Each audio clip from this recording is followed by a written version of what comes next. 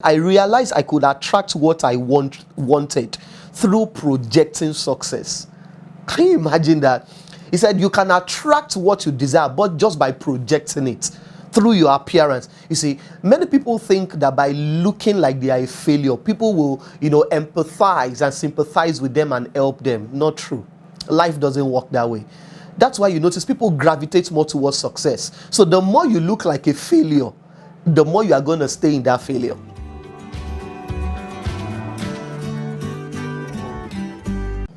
Hi, this is Akintola Samuel, and you're welcome to Tuesday Book Review.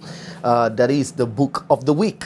I believe you had a great weekend and your week has started on a great note. Last week we did the review of Michael Hyatt's Your Best Year Ever, and I would encourage you to get the book if you want to learn more about planning, goal setting, and how to achieve whatever it is you set out to achieve.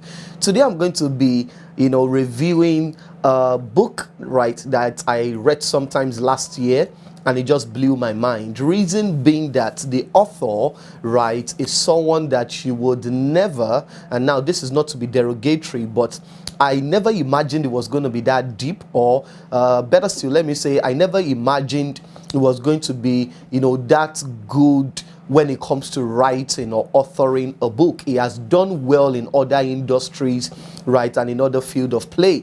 But out of curiosity, I got the book, and because someone that I know actually mentioned the book, a man that I respect and revere so much. So I'd already seen the book somewhere, but one day I heard them speaking and they mentioned the fact that I was currently reading the book. So I said, you know what, if he's reading this book, then I need to know what is inside this book, because oftentimes I read books based on recommendation, especially from my mentors and people I respect and revere, right? And I'm talking about no other book, right, but this book by Curtis Jackson, right? I know many of you know him as 50 Cent. That's a stage name when he was still fully into music. I don't know if he still does music anyway, right? This is not his first book, right? But this is the first book he authored by himself. I think the first one he wrote was the 50th Law, right, with Robert Greene. I'm not sure if I'm correct with that title, right, but I know he wrote a book, he authored a book some years back, right, with Robert Greene, but he wrote this by himself, now alone.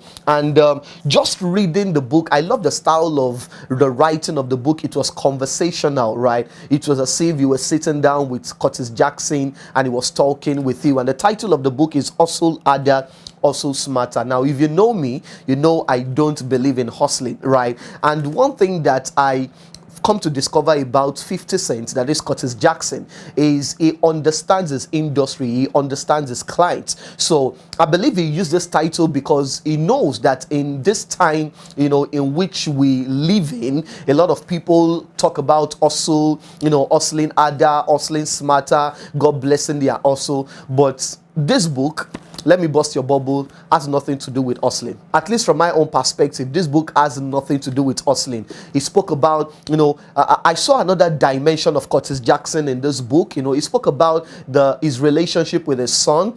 Some of us might have heard about that, something that happened between him and his son years ago. And he dedicated a whole chapter to that, about the entitlement trap. I remember he was talking about the fact that, his son, he noticed his son loved wearing shoes, sneakers, So he called his son one day, he wanted to surprise him. No, he didn't call him, he wanted to surprise him. So a particular store was going out of business, so he bought all the sneakers in that store. It was a shoe shop, I think, if I remember correctly. So he bought all the shoes and he wanted to surprise his son, and he told him that, you see, you can do this. The online thing is a big thing now. Before selling shoes, online became mainstream, right? So he bought all these shoes and told him, instead of wearing shoes, why don't you make money from what you love? Why don't you make money from your passion, right? So the son got the shoes. Maybe the son was not even appreciative thereabout. He said the last he heard of, you see, he had been influenced by his mom, right, who was not married to 50 Cent, who is not married to Curtis Jackson. And I think the boy started wearing the shoes. He never started a shoe business, right? And he was talking about the fact that he has tried to help his son, to give him leverage in life, do so many things for him. But he has come to realize that, you see, nobody gave him anything. And he's trying to give his son everything, and still things are not working out. But, he said something in the early part of the book which really blew my mind, and which is the reality of the world in which we live in, especially for the black man. There was this statement years ago, I don't know if people still say it, but there's this statement that, was common. They said, if you want to hide something coming from a black man, hide it in a book. That's very sad. That's very sad. And the truth is, many people don't just read, right? The only books people read are the books they are required to read in school. And that's why you see that most times, you can see a first-class student who did well in school, got good degrees, all A's, but that same first-class student, right, gets out of school and is not able to do well in the marketplace. Reason being that he was forced to read in school, but when he came out of school, he didn't know what to do. He didn't understand that, it's not about reading within the school, premises or within the institution. You still have to keep reading, right? Reading is a life skill. And he said something. He said, growing up, I think this is the introduction. He said, growing up, reading was often seen as an assignment that must be endured instead of a tool that can improve your life. Did you see that? And that's the way a lot of people see reading. He said it is an assignment most people endure instead of seeing it as a tool that can help you improve your life. Now, when I read this in the introduction, I just said sometimes, because when I buy most of my books, because I buy books a lot, right? And some of my books, I skim through them. I don't read all, the chapters. I just go to the chapters that interest me. And as far as I'm concerned, if I can get one or two things out of a book, I use books. I don't think I have to read everything in a book, So when I read the introduction, that really piqued my interest, like Curtis Jackson saying this, wow, well, let's see what the book has to offer. And this is one of the few books I've read from cover to cover. As in one of the few books I've read from cover to cover. So I'd encourage you, if you can get it, right? It's a bit cheaper now. When I got it was, I think 3 weeks after the book was released. So I think it was still a little bit on the high side, right? I think I got this in Nigeria. Yeah, I got this in Nigeria. I didn't get this from Amazon. I got it from Rovinite. So Rovinite's free ads. Just kidding. Anyway, I got this from Rovinite, right? So you can check them out on Instagram. I don't know if they still have a copy, right? But I got this sometimes last year. I think that was in September 2020, right? So he said, because of that mentality, no matter how many secrets I share in this book about happiness, business, and improving your life, there are a lot of folks in the hood who will still not find them. He said, no matter the secrets I share in this book, there are still so many people that are never going to find them because they are not going to read this book. But he decided to write it anyway. So thank you, Curtis Jackson, for writing it because of people like us. I know you might not see this video, but if you see it, thank you for writing the book anyway, right? He said, because of that mentality, no matter how many secrets I share in this book about happiness, business, and improving your life, there are lots of folks in the hood who still won't ever find them. They simply don't sit down and read books.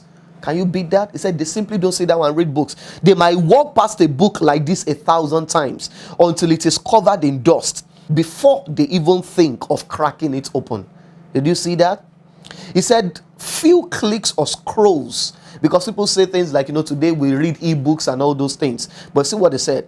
He said, even if you are not from the streets or given how diverse my audience has become, there's a good chance you are not. You've still made an important step just by picking this book up. He said, these days, a lot of folks have replaced reading with clicking. That's why I often tell people, no matter what happens, I still prefer my printed book. I still prefer my hardcovers and my paperbacks. Right? He said, these days a lot of folks have replaced reading with clicking. They'll skim the surface of a topic, maybe watch a short video, maybe read the Wikipedia page. He said, and feel like they've put in work. That's a deception. People feel because I watched a YouTube video, I've put in the work. Because I read something, a summary. Reading the summary of a book is not reading the book. Right? He said, sorry, but a few clicks or scrolls just aren't enough. He said, I found that you need to learn about multiple examples and read about multiple scenarios before certain principles start to sink in. Did you see that? You say, sometimes I've read several books on goal setting. For instance, the book Your Best Year Ever by Michael Hyatt basically talks about goal setting, but from a different perspective. But before that, I've read several books. If you know Brian Tracy, Brian Tracy talks a lot about goal setting. You see, there is no end to knowledge. There is no end to learning, right? But one of the major things I read about in this book, I read this book about the entitlement trap, right? I think that's even the title of that chapter. It spoke about the power of perception. You see, I've been saying this for years.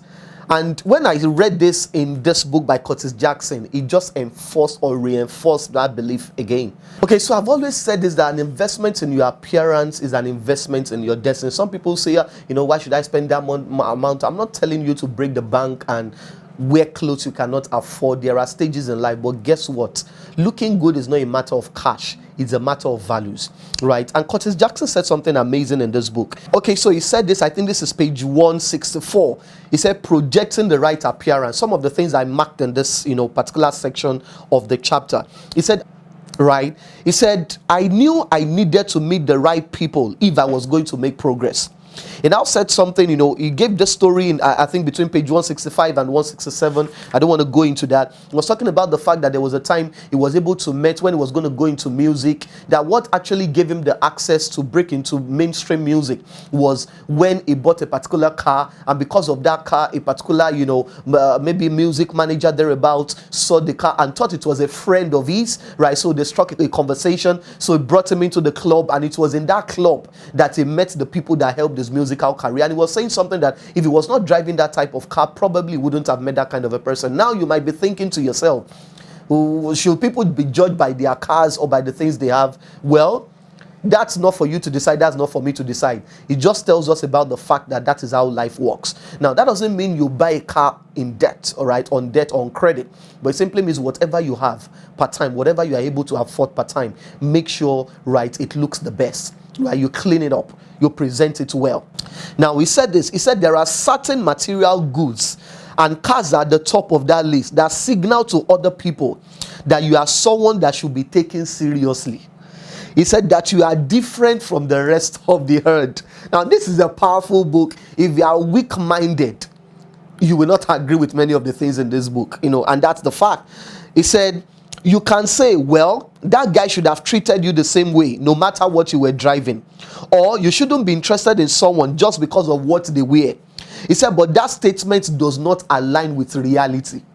He said, every time you walk down the street, drive somewhere in your car, go to the supermarket, walk out in the gym, or post a picture on social media, he said, you are being judged by a few people you know, and a lot more by people you will never even meet.